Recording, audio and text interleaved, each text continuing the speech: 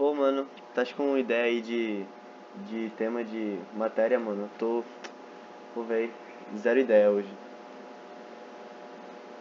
Na verdade, meu carro tá meio curto, mas a gente podia falar das transmissões esportivas.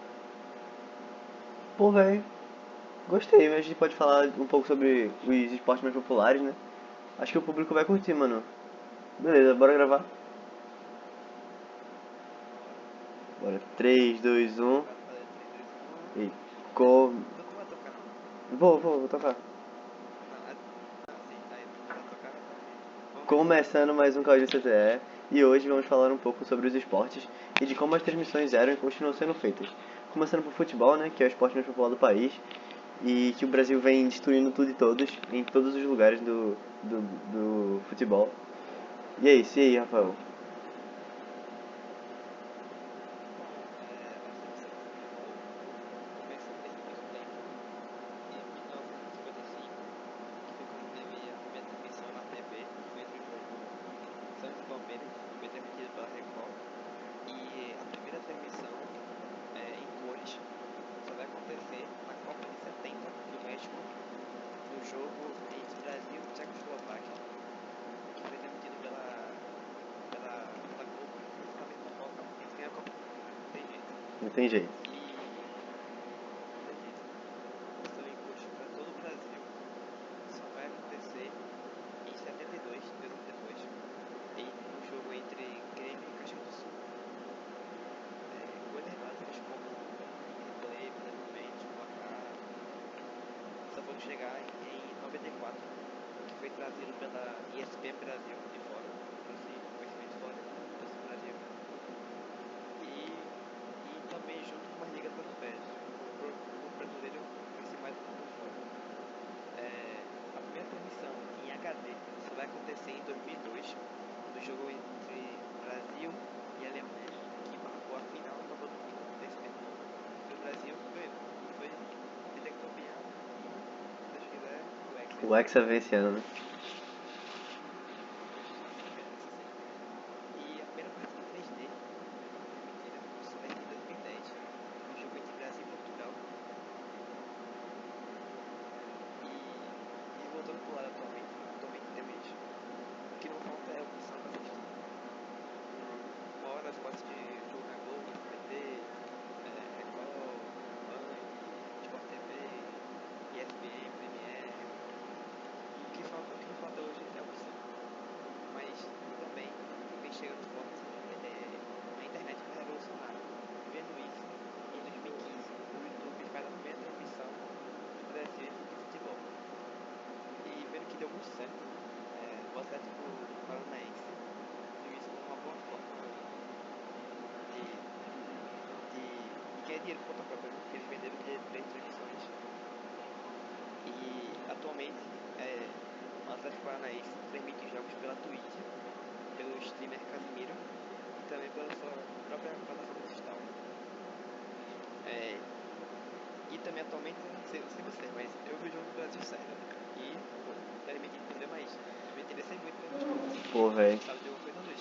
Infelizmente, contra a Sérvia, o Brasil perdeu na final de 3-0 no vôlei feminino, mas... Enfim, pra gente falar um pouco de como a TV influenciou no vôlei, né? A gente precisa saber um pouco das regras do vôlei e saber como ele funciona. Bem, no vôlei são 6 jogadores por time, as partidas são de 3 sets cada, com limite de 25 pontos, exceto as finais, que são 5 sets, 25 pontos também.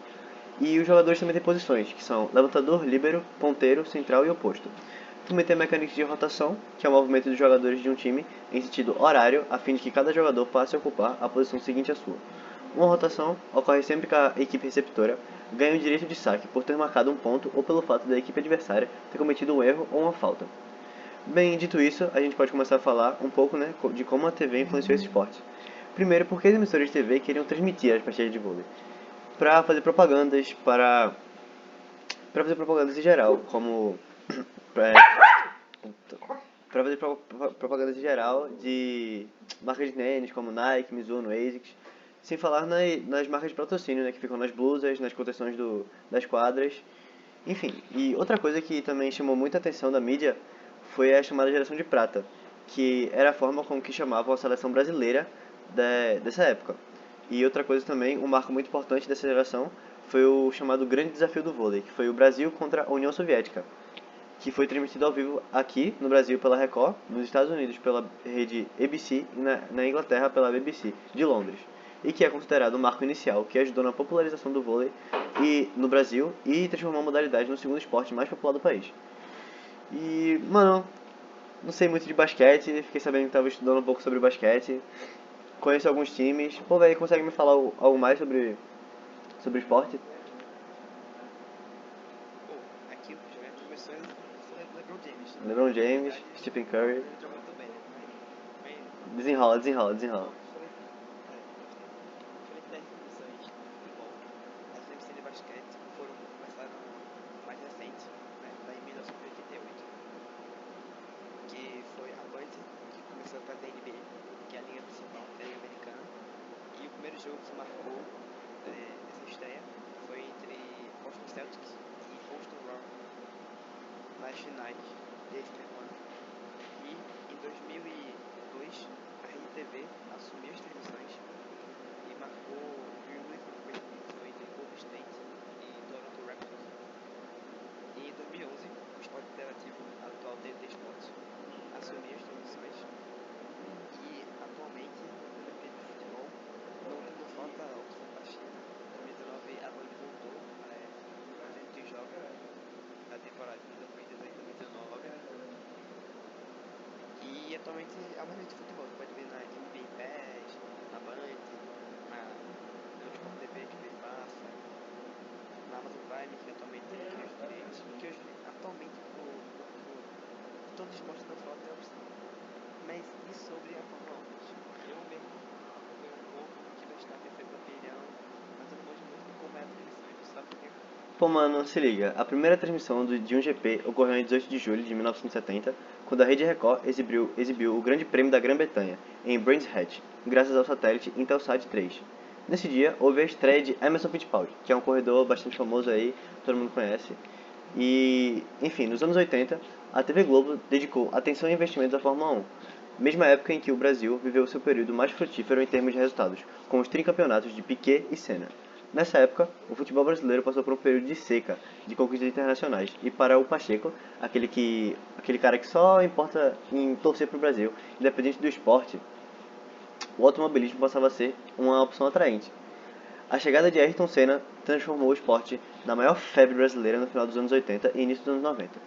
Para alguns, esse foi o único período no qual a supremacia futebolística realmente foi ameaçada por outro esporte.